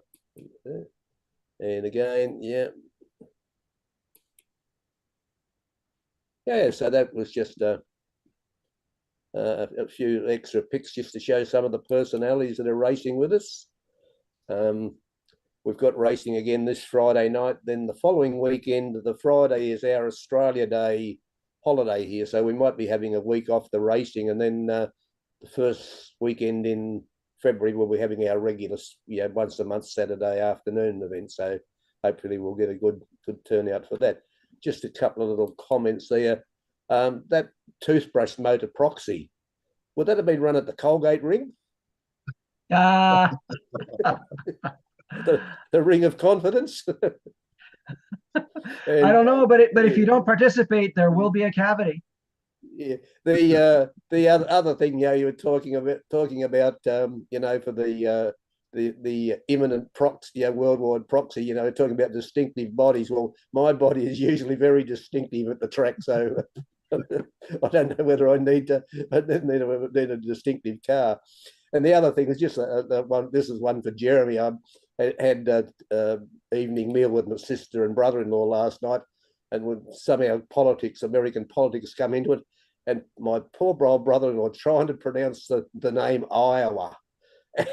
My sister and I just laughed our heads off, on his feeble attempts to pronounce Iowa. So anyway, I said, well, I know people from Iowa, yeah. So we usually get confused with Ohio, so I'll take it. Yeah. Well, he was. Yeah, the Ohio did get a mention as well, Jeremy. Yeah. So okay, guys, I'll mute and let you. Cool. Well, thank you, Michael. Your race report, please, sir. Yeah, we had at the Malaga track, we had Slato this weekend. Unfortunately, I couldn't get the pictures from my phone to my iPad in time. But at any rate, we had 12 racers, and my my problem was I was racing against a 9 and a 10-year-old kid, and they beat me in stock cars, but that was because I had a DNF. But I did manage to beat them in the other two, which were Retro Can-Am and LMPs. I took a second and a third in the Retro Can-Am and a third in the LMPs. So now, Mike, sorry to interrupt. Was that the one you were live streaming? Because I was watching it and commenting, and I can't see the comments on those. Okay. Because I've got two iPads up on the top. I'm working on getting the camera and getting all of that there. Because one of my comments, I saw one of your participants and what he was wearing, and I said, "Nice kilt." Yeah, that would be Shiggy. Yeah, Shiggy wears a kilt regularly. So, the Slaughter was fun, but man, I think I'm getting too old for that. And we get there at like 9:30, 10 o'clock, and we're there until 6, 7 o'clock at night. And it was interesting that since we had only 11 guys, so that meant for the B main there was lots of marshals, and for the A main there was only 4. So, and 2 of them were 9 and 10-year-olds. So it was pretty, and who cannot reach all the way down in the bottom of the 8-lane tracks. So that was like. There was a lot of running going on, let's say. And luckily the guys in the A main, definitely knew what was going on. And well, actually they didn't, come to think of it. They had a lot more crashes than they usually do. Apparently they tried a new glue on the track, and it was really good until it wasn't. So there was lots of like very sudden fly-offs. And that made it difficult. So anyway, that was one day. And then you saw the live stream on Monday, correct? That's what you were looking at. So yeah, I have to figure out a way to get the comments available so that I could see them. And I'm not technically adept at that kind of stuff, but if you want to watch, fine. I'm not monetizing myself, to say the least. But it's good fun. I honestly, I was just hoping to distract somebody to give you a chance there. Oh God, I dipped in this time for a bit. See, the races were quite close. So yeah, I had the pleasure of dipping in for a few minutes on the live stream last time, and I saw you were starting race and then restarting the same race, and then Paris Dakar was more attractive suddenly all of a sudden. I'm sorry to say. Yeah, but it was good fun. We had 3 races. We did an IROC race with a couple of my newer Porsches that I've gotten, the 907 and 2 936s, the Spirit 936s, which are nice cars, and that was interesting. That was pretty close. I was within a quarter of a lap at the end, and it was, I did balance them out a little bit on fuel. Actually, I didn't done that one, come to think of it. So that was because we were all running each car, so it didn't make any difference. But yeah, it was difficult because we did have some clag on the track that caused a problem in between. So we decided we were going to clean the tires in between the stints. We did 40 laps each run with each different car. So that was what was going on there. And the rest of it was good fun. We had a good time. I think you were doing Revo slots when I looked in. Revo slot escorts. Yeah, we did Revo slot group 2s. Yeah. And that I had to do a little bit of adjustment with fuel burn rates because the Opel is quite a bit slower. And we did have a problem with the tires coming off. They had so much grip. And these were the stock tires on it now. We finally sort of eliminated. We have 2 sessions where I had the 15 shore tires and the 25 shore tires, and they had so much clag around the track that they would pick stuff up and then be hopping all over the place. So I switched to the 30s, and this was the first time, and I barely got them on. I just got them the day a couple days before. They just barely mounted them, and I didn't have a good mounting on a couple of them. They didn't fit into the groove. The Revo slot group 2s have a very odd, opposite to most manufacturers as far as the tire mounting goes. And it was apparently there was one that was a little bit wider and it wouldn't fit in there right. And we had trouble with that. And then it would peel off the rim because I hadn't had time to glue them yet. So I'm going to have to glue those and true them real well for the next time and see how it goes. But it looks like we've at least solved the problem with the tires because we had not terrible problems with clagging with those cars. Yeah. So Have you tried the 35 short tire for those? no, those were next, but the 30s seemed to be okay. We didn't lose a lot of problems there. So we'll see. I'll leave these on and glue them and see what happens. See how they wear and whether they're balling up quite a bit. So your tire was go ahead. Your tire was a little too wide for fitting in the rim, was it? Well, I think what happened is that the part that fits inside the groove was a little bit wide, and it was difficult to get it all the way in there. Even pressing down, it didn't seem to make a lot of difference. So yeah, I'm not a fan of that style. I would sooner have a raised edge. Obviously, I'm a fan of that. I haven't actually seem to be better. So I'm assuming you Anyway. understand those tires are directional. Pardon me? You can put those tires on backwards. I'm assuming you know that. No, I didn't actually. When you look at not the rib, but the recess in the wheel, it's not centered. It's offset. Oh, really? So you can put those tires on backwards, and then they will not go in the channel. Ah, okay. Didn't know that. Thank you.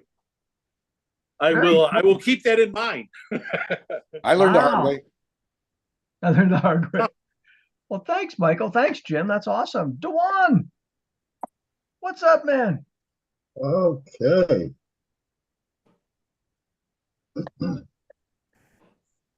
So this past weekend, we had our first race of the year for the Far Out Slot Car Club at our Fearless Dictators track. Mr. Stephen Farr Jones, and this is a very small, minuscule portion of his collection. One of the mini walls.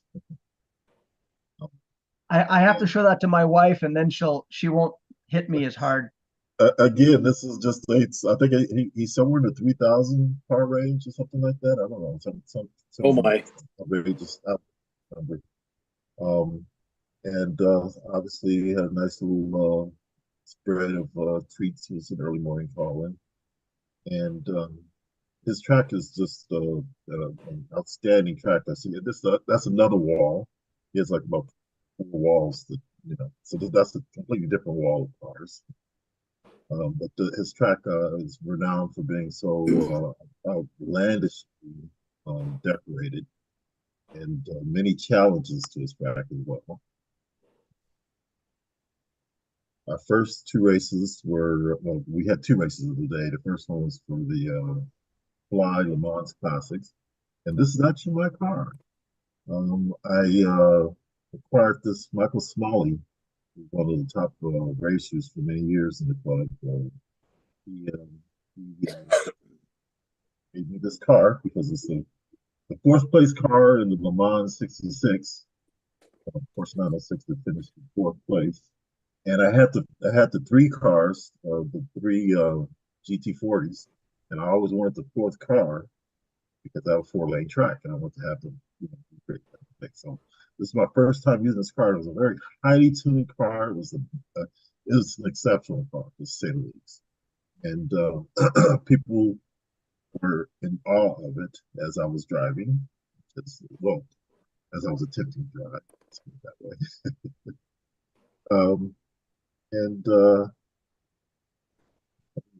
This is again part of his challenge.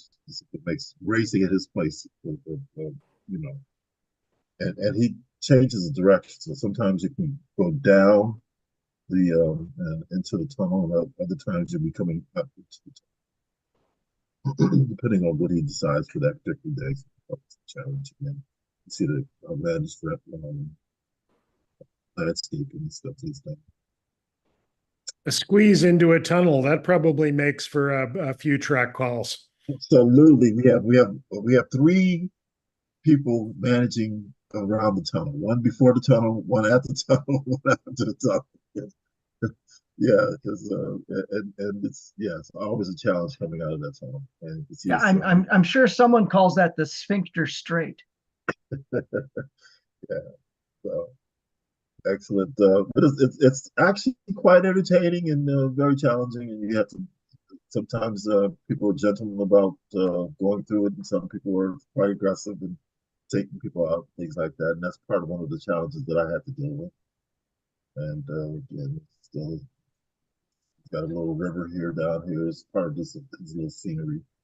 It's amazing design there. Was that a Ninko Classic race, Dewan? That was, I was gonna say, we had two races. One was the Fly Le Mans Classics, and the second was the Ninko Classics. And this was the results of the Le Mans Fly Classics. Hey, look at you! You're climbing up the ladder there.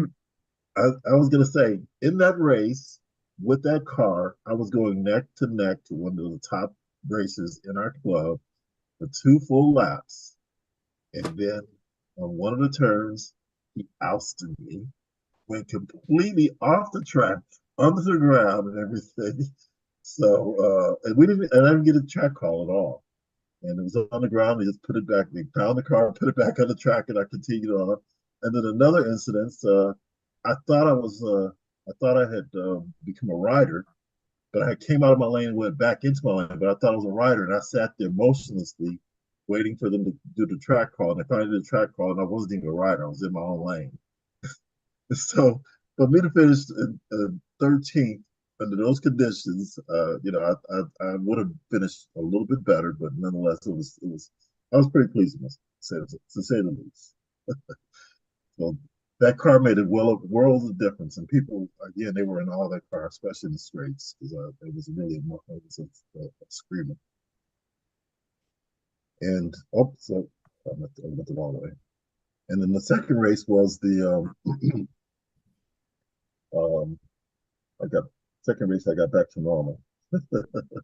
The first race we had 20 races, and I finished 13th out of the 20. And this one we had only 18 races, and I finished 16th. Again, back to normal reasons. But normal. But Eddie Shore won the fly race and finished second in the intro race. And Kevin Taguchi, he's the one that took me out in the fly race. He finished first in this. Well, that's because Eddie Shore was racing the Ferrari, not the Ferrari. Right. Yeah, I see that. I think Stephen Farjoles was putting that in. I think he kind of got carried away using his part of his name. So, yeah. But yeah, I haven't had. I was in this race. I was I had pretty consistent laps. I really was. Again, I'm proud. I've come up with a technique to try to get myself a little bit better, a better racer, and very statistical person. Test driving and things like that. Finding out what cars, which car was really the best performer, which car on the track desliding in the most at the formative race. And I've been doing a lot of statistics and practicing, so it's getting better. That's it. Very cool. Very cool. All right. Nice work, Dewan. I like Yeah, well done, Dewan. Exactly, well done. I like those Ninko Classics. I really wish more people were racing them, but can't find them anymore. Yeah, hard to get. You can get them, but they're getting up their price. They're getting over $100 each. Yeah, I know, and you just don't want to crash them at that point because you're like, oh, there goes no parts for them, and it's a pain. Cool. Mr. Rose, what have you got for us, sir? Well, I've got something for Mike. First of all, there's the rim on the oh yeah, the Group 2. Yep. And if you turn the tire inside out, you can see the same thing. Yep. So that's probably why they didn't fit. Why they did that, I don't know, but they did it. So That's the Group 2 sedans, and the front tires are different than the rear tires, so make sure you don't mix those up. Yeah. Also, one of our guys did and had zero traction. As far as Club Corner goes, we've been picked, and we're going to be doing the round 8 and round 9 of the not Can-Am, the Le Mans 2023-2024 proxy. And for Courtney, I'm taking bribes on how well his car is driven. The other thing is we may be doing round 10 also. So there's some issues with the round 10 venue that they anticipated. It may not happen. So we may be doing a third round in Northern California timeframe, late March, late February, early March, probably to early April. So that's a big step forward for us. I think we did one proxy about 10 or 15 years ago, but we've kind of been out of the proxy circuit. So we're getting it back thanks to Courtney, who put me in touch with the guys. Is Elvira going to be there? Elvira is always there, along with Danica and Ricky Bobby. They're always there. If I can ask, Jim, how many entries did you have? In the proxy? Yes. It's not my Courtney, I think there's 24, aren't there? 24, yeah. Courtney's in it, so I told Brumos that I got a bribe from you so I can drive your car better than anybody else's. Well, they're coming in the form of negotiable bearer bonds. Okay. So they're untraceable. So looking forward to that. I think we've got some good tracks to give those cars a real test. Can you give us a little insight on the format of the proxy? Okay, so you have how many lanes will you guys be running simultaneously? How many drivers? We'll run all 4 lanes because both of those tracks have 24 scale spacing. So between driver etiquette and plenty of room, there shouldn't be any issue with people getting in the other way of a faster car. I haven't read all the rules yet, but the cars will be qualified by one person, and that will sort the heats, and then the heats are run 3 minutes a heat, just like a regular race. And just each driver, each one of the 24 Well, cars. the driver, it's like an IROC, just in the reverse. The drivers, when I drive in the blue lane, I stay in the blue lane the whole race. So the cars will rotate through. The cars move, yes. Gotcha. Yeah, cars will rotate through. The drivers stay in the lanes. And like I said, the qualifying is done by one person. So theoretically, they're driving the cars. There's no driver issue with the qualifying. It's all one driver. And Jim, I don't remember if I said something to you, but the other part of it is, that's why they break them. They don't do a complete round robin. They break them into segments. Yeah. Yeah. So that because what ended up happening. Yeah. What ended up happening a while ago was, if you do a round robin, the 2 slowest cars end up on the track with the 2 fastest cars. And usually the slowest cars don't stay in as well as the 2 fastest cars. And those cars, their lap totals suffer. Yeah, correct. So it's broken into heats, fast heat, slow heat, whatever, but it's still total laps that wins the race. If your car qualifies terrible, the race is good, you could be way up, even though you're in a lower heat. Yeah, it'll be just like the John Kitt International Series. Speedster, what do we call it, John? The 356? It's actually the Scale Car Garage 356 Grand Prix Challenge. That's it. I knew it was a lot of words. I just couldn't remember. Yeah, can you tell a marketing guy came up with that? Yeah. And oh, by the way, everything's in the mail. Everything's in the mail. You'll be getting your email soon. Yep. My check's in the mail? Yeah, actually, for you, I believe he's Polish, but that's okay. It's not check. So that's there funny. You go. Well, that's awesome. Well, we actually have about 10 minutes here for a free-form jazz odyssey of topics. If anyone wants to sort of talk about anything, floor is open. No? Yes? Maybe? Maybe? Well, there was another car that I got, which was this one.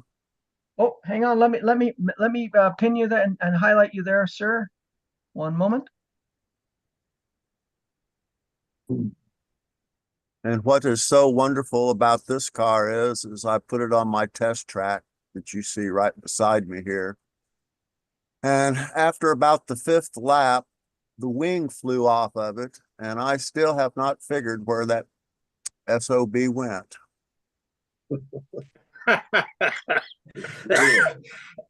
That reminds me, I had that happen at the Slotto on Saturday.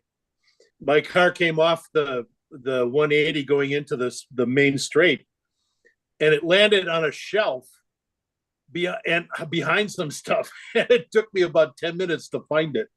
It's like, it's got to be here somewhere. Well, I never I sympathize. wrecked the car. It got hung on the guardrail somehow. Is what jerked it off, and it broke a piece of it, which is still stuck in the car. But my God, I have about tore this place down and cannot figure out where that thing flipped to. Oh boy. This is not a big room. I mean, Found it on with the spare stock. It's the floor monster that'll get you every time. Yeah, well, I got too much stuff in here as part of the problem, but I didn't get a good look at it, Don. What is it exactly? it's the Ferrari. 488. 40. Yep. You need to speak because I can't get your full screen. Yeah, it doesn't pin. It's not pinning down to the full Oh, screen. hold on. I can pin it for you. One moment, please. Hang on. Let me try this. Let's You just should, see. highlight it. I think you want to choose highlight. There we go. How's that? Thought I could see Alpha Tower on it. Carrera, is it? Yes. Isn't that the latest 488 livery? I'm not sure which one it is. I'm not into all I that, like that car. stuff. I usually buy the livery that's the cheapest because I'm a tightwad. Hey, So I like that car. That's a nice car. But you can be sure if you ever find or buy a replacement, you'll step on the one you lost on your bare feet somewhere the next day. well, I'm pretty sure that's not going to happen because I've already tried stomping everywhere to see if I could hear something crack, and nothing has. So Yeah, well, that's true. It's called the Lego effect, right? When your kids are playing with Lego and they've lost a piece, you know you're going to step on it and it's going to hurt like heck. yep. So I try to keep all things like that out of the path of where I have to walk. I have a fun filler story that can kill some time. So I started selling parts online on eBay, different things, guys. Anyway, somebody reached out to me on eBay with some negative feedback, and they hadn't bought anything, but they wanted to let me know, like, what makes me think that my product is better than some other company that makes Carrera guides I will not mention. But what makes me think they're better than the ones that they sent him for free, and that if I send him some for free, he will judge them. Otherwise, I'm a pitiful, hurtful fraud. So I just found that kind of funny. There's no good. I know. No, I was going to say, Jeremy, no wonder Paul's not on the chat today. Who's Paul? Now that's his price point, 0. Oh, okay. Yeah, apparently I'm a hurtful, pitiful person because I don't send him free parts. So just shows you you're really getting into big business. Yeah, I know. I'm making tens of dollars, hands over fist. It's unstoppable at this point. But I just found eBay it probably funny. sent him a refund. He didn't even buy any. That's what kills me. Like, if he'd have bought one, at least I'd have been okay. Yeah, I'm sorry, they suck for you. But nah. But if I just like that somebody must have sent him free product at some point. That's how you get on his good list. So no, he'll still, that person will probably still complain. Well, yeah, that's true. Yeah, I had a guy give me negative feedback because the car that I sold him would not run on his Scale Electrics track, and it appeared to be used. And the description said it's made for wood track racing, and the description said it is used. Yeah. And the little checkbox to mark showing it's used was checked, as well as I explained that it was used and explained it was designed specifically for non-magnet wood track racing. And he got all pissed off at me because it didn't work on his scale electrics track and it appeared to be used. Yeah, I love those guys. Well, But he got a refund from eBay. You must never make the assumption that anyone can actually read, never mind if they have the ability to read, will read. Right. That's very true. But oh, and speaking of Ninco Classics, I started making a Ninco Classics guide. The weird thing about Ninco is they had that weird shaft where you put the shaft in. It was their Ninco made their own size for that. I can't remember what the millimeters is. But if you just try to go buy some generic one, usually it bounces around in there. And it also had like a weird lip on it. So thankfully I had Garth come up with something. I just don't have them on the website yet, but I love those Ninco Classics. Somebody Are they needs to free? start making those parts. Are they free? Only if I'm not hurtful, pitiful person. I didn't mean to write that. Yeah, you're rude. I think it's You're as kind as you are handsome. Don't let Yeah. him fool you. I have a face for radio. But I think when I looked at his email, I think he was Russian and living in the state of New York. So if you have if you're in the state of New York up near Albany and you have a Russian guy who races with you, please put him in contact with the show. I'd love to talk to him. Yeah. He's a fun guy. I just found it wildly amusing. But it's only if his internet connection is free. Otherwise, forget it. Maybe he's stealing his neighbor's Wi-Fi. Yeah, or a public library or something. Sure. Yeah, exactly. Using Yeah. dial-up. Good times. He probably has his cabbage rolls without sour cream because it's too expensive. I don't know what that means, John, but That's okay. It's an inside Eastern European joke. okay. Yeah. Cool. Well, I Good guess time. if we can we this up then, I suppose, folks. It's a good session. We actually moved the dial a little bit on our proxy, our proposed proxy, and great stuff that you guys were showing. So hopefully we'll have even more next week, and Greg will be healthy and he'll be back. But for now, how about we just